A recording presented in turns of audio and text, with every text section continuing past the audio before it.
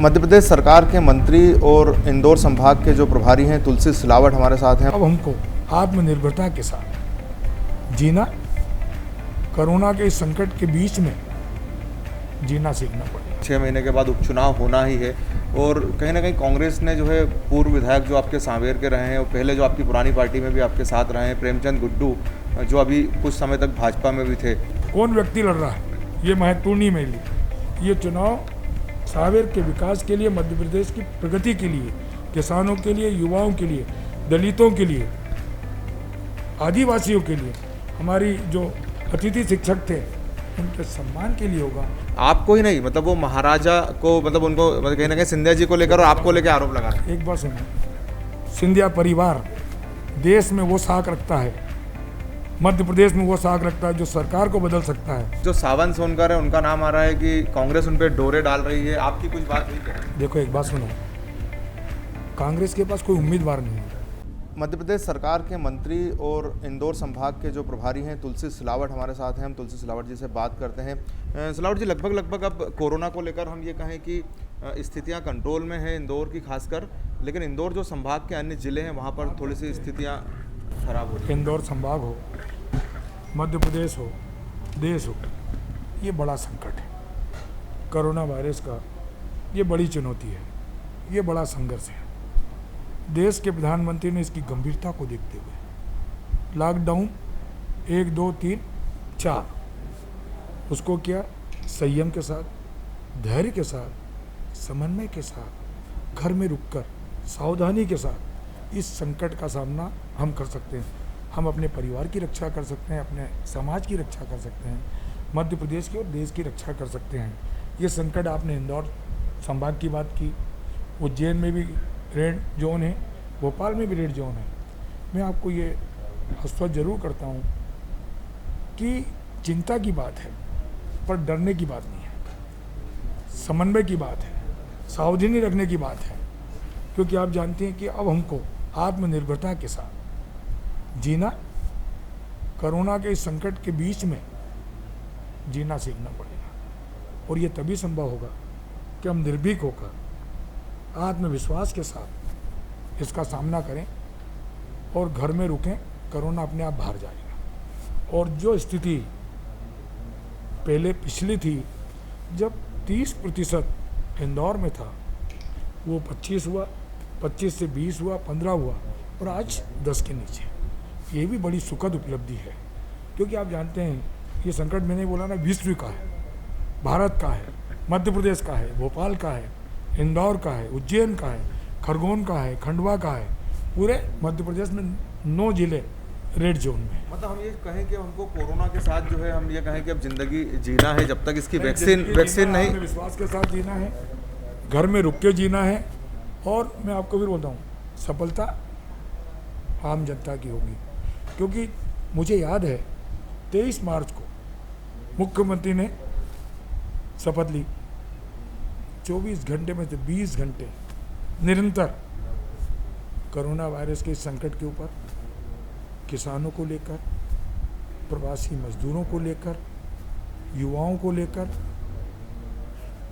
फसल बीमा की बात करो तो हमने दिया, गरीब और आदिवासियों की बात करो, सबका चुनौती के साथ हमारे सम्मानीय मुख्यमंत्री जी के नेतृत्व में और देश के प्रधानमंत्री जी के नेतृत्व में एक बड़े संकट से लड़ाई लड़ रहे हैं। अच्छा, अब धीरे धीरे जो है हम अत्यावश्यक सेवाएं जो है, उद्योग है, किसानों के लिए जो है, अब मंडी में भी कल कलेक्टर साहब ने दौरा किया था, इनको सबको धीरे धीरे रिलीज किया। सुनो, जो लॉकडाउन का है, सबकी ये मंशा है कि एक साथ नहीं, धीरे धीरे ग्रामीण जो धीरे धीरे हम खोलने का प्रयास कर रहे हैं, वो सारी सुविधाएं, वो सारी समस्याओं का समाधान जो कोरोना लॉकडाउन में हो रहा है, उसको धीरे धीरे खोलने का प्रयास किया। उन समस्याओं को दूर करने की कोशिश ये सरकार और इंदौर के जितने आला अफसर हैं, चाहे कलेक्टर हो, चाहे कमिश्नर हो, आईजी हो, डीआईजी हो, डॉक्टर हो, पैरामेडिकल स्टाफ हो, एनएम हो,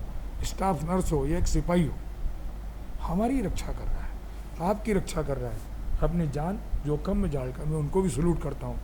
और साथ में पूरी मीडिया को, चाहे प्रिंट मीडिया हो, चाहे इलेक्ट्रॉनिक मीडिया हो, इन दोनों को भी आभार व्यक्त करता हूँ कि सकारात्मक सहयोग मिल रहा है।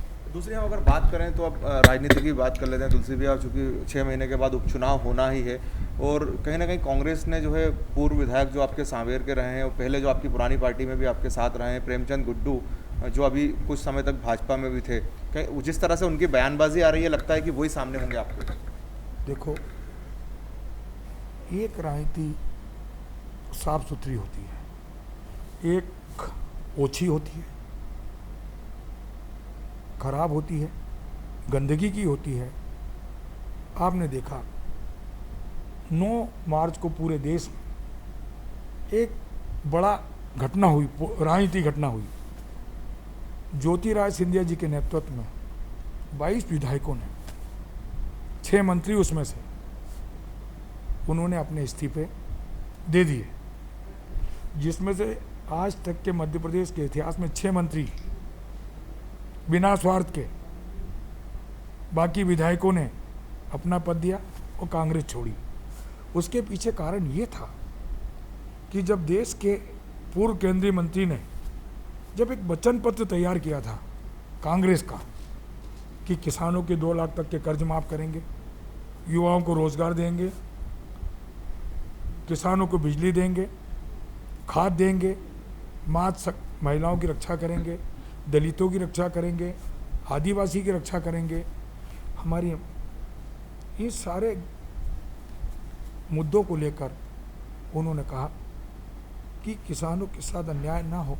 पूरी इनकी मांग नहीं हुई, युवाओं की नहीं हुई, हमारी माँ शक्ति की नहीं हुई, युवाओं दलितों की नहीं हुई, आदिवासी की नहीं हुई, जो समाज का गरीबी रेखा जीवन यापन करता है उसकी मांग पूरी नहीं हुई तो मैं सड़क पर उतरूँगा। जब सड़क पर उतरने की बात की तो पूर्व मुख्यमंत्री जी ने कहा सड़क पर उतर जाओ। तो मध्य प्रदेश की वो व्यक्ति ने पूरी सरकार को किसानों के लिए सड़क पर उतार दिया।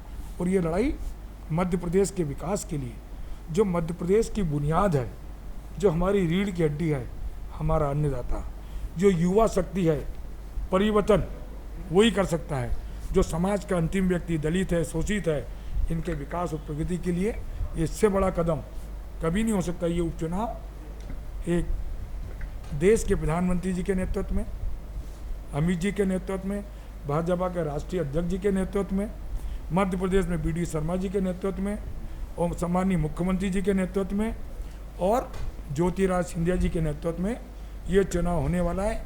ये चुनाव कौन व्यक्ति लड़ रहा है ये महत्वपूर्ण नहीं मेरे लिए। ये चुनाव सांवेर के विकास के लिए, मध्य प्रदेश की प्रगति के लिए, किसानों के लिए, युवाओं के लिए, दलितों के लिए, आदिवासियों के लिए, हमारी जो अतिथि शिक्षक थे उनके सम्मान के लिए होगा। कौन चुनाव लगा, हमारे यहाँ भारतीय जनता पार्टी का प्रत्येक योद्धा तैयार है। जैसे आपने कहा कि वो एक जो बदलाव हुआ था मध्य प्रदेश में, उसी को कांग्रेस ने मुद्दा बना लिया है, उसी को लेकर कि अगर ये नहीं होता तो कोरोना नहीं होता। एक बात सुनो, ये एक दुखद पहलू है, जिनके पास बोलने के लिए कुछ बातें नहीं है। 5 मार्च तारीख नोट करो, मध्य प्रदेश के मुख्यमंत्री पूर्व, जब मैं स्वास्थ्य मंत्री था, उस समय कैबिनेट की बैठक थी, जब देश में कोरोना की आहट हुई थी, तो देश मध्य प्रदेश पहला प्रांत था जिसने सबसे पहले इस पर तैयारी शुरू की। 5 मार्च 6 मार्च कैबिनेट, कोरोना की बात कर रहे हैं ना, उसमें भी कैबिनेट में मैंने मुद्दा उठाया और 2 दिन बाद 9 तारीख को इस्तीफा मैंने दे दिया स्वास्थ्य मंत्री से। सुनो, 10 तारीख को आपने मुख्यमंत्री, पूर्व मुख्यमंत्री जी ने तरुण भानोट को स्वास्थ्य मंत्री बना दिया। कितने दिन की गैप? 2। और मध्य प्रदेश के अंदर एक भी कोरोना वायरस का एक भी मरीज नहीं था। ये उनके संज्ञान में तुम्हें दे रहा हूँ आपको, ठीक है। अच्छा, दूसरा गुड्डू भाई को लेकर आप क्या कहेंगे? क्योंकि प्रेमचंद गुड्डू आपके सामने ऐसा जो व्यतीत हो रहा है, और उन्होंने आपको ही नहीं, मतलब वो महाराजा को, मतलब उनको कहीं ना कहीं सिंधिया जी को लेकर और आपको लेकर आरोप लगा रहे हैं। एक बात सुनो, उनके आरोप बेबुनियाद, आधारहीन, झूठ का एक पुलंदा। सिंधिया परिवार देश में वो साख रखता है, मध्य प्रदेश में वो साख रखता है जो सरकार को बदल सकता है, वो शक्ति सिंधिया परिवार में है। इनकी एक छोटी मानसिकता का, ओछी राजनीति जो बात कर रहे हैं ना, मैंने बोला निराधार जितनी भर्त्सना की जाए, इसको इसके प्रमाण पत्र की, तो ये कहा, ये तो पूछो। तुलसी सिलावट ने, मैं नाम भी नहीं ले रहा हूँ, तुलसी सिलावट ने त्याग, बलिदान, कुर्बानी दी है। काय के लिए? मध्य प्रदेश के लिए और सांवेर के लिए, किसानों के लिए। वो बात करे, उसने कहा कि मैं, सिंधिया जी तो बहुत बड़ी बात हो गई, वो बोल रहा है कि मैं हरा के रहूँगा तुलसी सिलावट को। मैं उनसे पूछता हूँ, एक चुनाव जनपद का था सांवेर में, जनपद का चुनाव मेरे जो अभी भारतीय जनता पार्टी जैन के ब्लॉक के भारत सिंह जी जीते, मंडी का चुनाव उनके खिलाफ भारत सिंह जी थे, दिलीप चौधरी नगर पंचायत का चुनाव पूरी ऊपर से लेकर नीचे तक की ताकत लगा ली, वो जीते। अभी आपको मालूम 2018 में एक मालवीय हमारा मित्र है जो कांग्रेस में, उसने इनको घर भेज दिया। बात बड़ी बड़ी खोखली, झूठ का एक पुलंदा। मैं आपको जिस भाषा में, जैसे जिस भाषा का उपयोग करें उस भाषा का उपयोग करेंगे, जैसा वो करेंगे वैसा हम करने के लिए तैयार हैं। क्योंकि भाजपा का हर योद्धा, क्योंकि आप जानते हैं कि देश सुरक्षित है तो वो मोदी जी के नेतृत्व में। बिल्कुल, आपने ऐसा कहा कि भाजपा का अब योद्धा तो उसी बीच तुलसी भैया, चूंकि राजनीति की बात चल रही है, तो जो सावंत सोनकर है उनका नाम आ रहा है कि कांग्रेस उन पर डोरे डाल रही है, आपकी कुछ बात हुई क्या? देखो एक बात सुनो, कांग्रेस के पास कोई उम्मीदवार नहीं है। ये आदर्श और सिद्धांत की बात ये करते हैं। मैंने बोला 2018 में कहाँ से चुनाव लड़े थे जिनकी आप बात कर रहे हो, वो आज सांवेर की याद आ रही है। कहाँ से, कौन सी विचारधारा में? मैं तो अभी भी नहीं आ रहा है किस विचारधारा में है, ये तो सोचो कौन सी विचारधारा, ये तो पूछ लो जो आप विचारधारा व्यक्त कर रहे हैं। मैंने बोला ना कौन सी विचारधारा में, मैंने बोला ना एक तरफ कुर्बानी, त्याग, बलिदान, एक तरफ छल, कपट और ओछी राजनीति, इससे तुलना मत करना कभी भी। क्या किया आपने सांवेर के? आज याद आ रही है, आज याद आ रही है। तुलसी सिलावट के रगों में सांवेर बसता है। ये जो रक्त बह रहा है ना, सांवेर के विकास और प्रगति के लिए सदैव था, है और रहेगा। मैंने बोला ना कि हमारा प्रत्येक भारतीय जनता पार्टी का योद्धा ये चुनाव लड़ेगा। सावंत सोनकर जी, राजेश सोनकर जी, विजय सोनकर जी, मैंने बोला ना भारतीय जनता पार्टी एक महान संगठन है। यहाँ संगठन चुनाव लड़ता है, व्यक्ति चुनाव नहीं लड़ता। सावंत जी, राजेश जी, विजय जी, चाहे रमेश जी हों, तुलसी सिलावट, अब एक भारतीय जनता पार्टी के हम कार्यकर्ता बन गए हैं। सुन लो, मैंने कहा ना कि आपने, इन्होंने, उनको किसने फ़ोन किया मुझे भी पता है। मध्य प्रदेश के पूर्व मुख्यमंत्री जी ने। किसने किया? पूर्व मुख्यमंत्री जी ने। आप नहीं बोल रहे तो मैं बोल रहा हूँ, बात मान ली उनकी कि उन्होंने एक नहीं 10 लोगों को बोला कि बोलो किसको चुनाव लड़ाना है। मैं नाम गिनाऊँ सबके, एक एक व्यक्ति को फ़ोन करके बोला आप जिसको बोले उसको चुनाव लड़ाए थे। उनके पास कुछ बचा नहीं है। एक बात बता दूँ आपको मैं कि पिछला चुनाव 2018 का, माफ़ करो महाराज, हमारे नेता कौन थे? शिवराज। जब मैंने बोला बहुत बड़ा परिवर्तन देश में, जब कांग्रेस छोड़कर ज्योतिरादित्य सिंधिया जी मोदी जी के नेतृत्व में भारतीय जनता पार्टी ज्वाइन कर ली, उस दिन से कांग्रेस सुन्न हो गई है। सुन्न क्या हो गई? सुन्न, कोई मिल नहीं रहा है इनको, ये धरातल पे चली गई है। अब मध्य प्रदेश विकास और प्रगति में मोदी जी के नेतृत्व में, शिवराज जी के नेतृत्व में और ज्योतिरादित्य सिंधिया जी के नेतृत्व में एक नए कीर्तिमान रखेगा। अब मैं आपसे पूछता हूँ, फसल बीमा दिया कि नहीं? आप निश्चिंत रहें, ये चुनाव पूरी भारतीय जनता पार्टी लड़ेगी। आप ही का जो आपने जो सवाल उठाया था, चूंकि प्रेमचंद गुड्डू जी से हमने भी पूछा, तो उन्होंने ये कहा कि वो जो इस पार्टी को छोड़ के, कांग्रेस को छोड़ के इसलिए भाजपा में गए थे कि वो महाराज से पीड़ित थे। कौन? एक बात सुनो, आज उनको कांग्रेस में कौन ला रहा है? उसने तो पूर्व मुख्यमंत्री के खिलाफ भी बोला था। दोनों के नाम नहीं, ये नहीं पूछा आपने? सुनो, अब क्या वो पीड़ा बंद हो गई क्या?